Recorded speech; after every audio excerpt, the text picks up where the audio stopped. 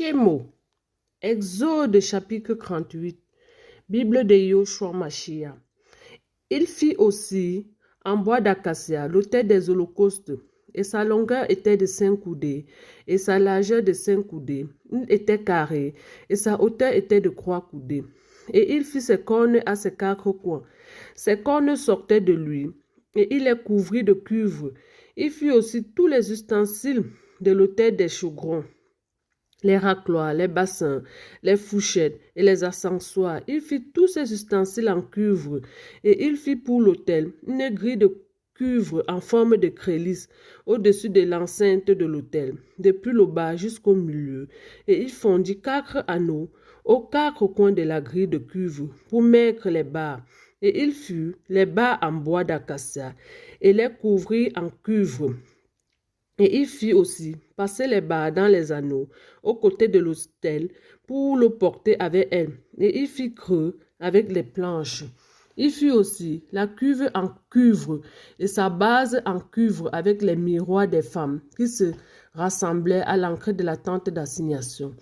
Il fit aussi le pavis du côté sud au milieu des rideaux du pavis, enfin leur retors. Avec 100 coudées, il fit en cuivre leurs 20 colonnes avec leurs 20 bases, mais les crochets des colonnes et leurs filets étaient en argent. Et pour le côté nord, il fit des rideaux de 100 coudées. Leurs 20 colonnes et leurs 20 bases étaient en cuivre, mais les crochets des colonnes et de leurs filets étaient en argent. Pour le côté de l'Occident, des rideaux de 50 coudées, leurs 100 colonnes et leurs 10 bases. Les crochets des colonnes et leurs filets étaient en argent. Pour le crochet de l'Orient droit vers le levant, des rideaux de 50 coudées. Il fit pour l'un des côtés 15 coudées de rideaux et leurs 3 colonnes avec leurs 3 bases. Et pour l'autre côté 15 coudées de rideaux, afin qu'il y ait autant de part et d'autre de la porte du pavis et leurs 3 colonnes avec leurs 3 bases. Il fit donc tous les rideaux du pavis qui étaient tout autour, enfin l'un retors. Les bases pour les colonnes étaient en cuivre, les crochets des colonnes et les filets étaient en argent, et leurs chapiteaux furent couverts d'argent. Toutes les colonnes du pavis furent ceintes tout autour d'un filet d'argent. Et il fit le rideau de la porte du pavis en étoffe violette, en pourpre rouge, en écalat de cochenille, et enfin l'un retors. Un ouvrage de broderie, de la longueur de 20 coudées et de la hauteur qui était comme la largeur de 5 coudées, correspondant au rideau du pavis.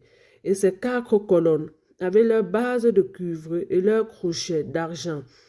La couverture aussi de leurs chapiteaux et leurs filets d'argent, et tous les pieux du tabernacle et du pavis, tout autour en cuivre.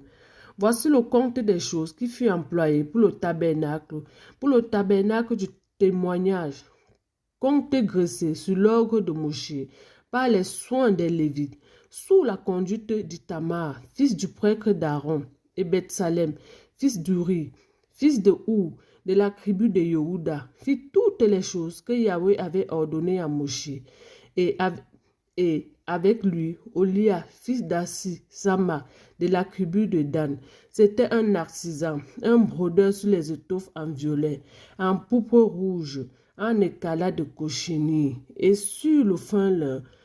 Tout l'or utilisé pour tout l'ouvrage du lieu saint, l'or des offrandes fut de 29 talents, et 730 cycles selon le cycle du lieu saint.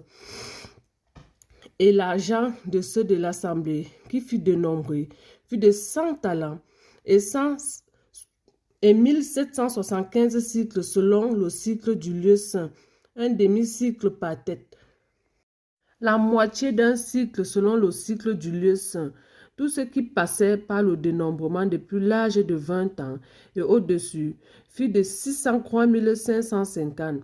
Il y eut donc 100 talents d'argent pour fondre les bases du lieu saint et des bases du voile. 100 bases de talents, un talent pour chaque base. Mais des 1775 cycles, il fit les crochets pour les colonnes et il couvrit leurs chapiteaux et en fit des filets tout autour. Le cuivre des offrandes fut de 70 talents et 200 2400 cycles. On en fit les bases de la porte de la tente d'assignation, l'autel de cuivre avec sa grille en cuivre et tous les ustensiles de l'autel, et les bases tout autour du pavis, les bases de la porte du pavis, et tous les pieux du tabernacle, et tous les pieux du pavis tout autour.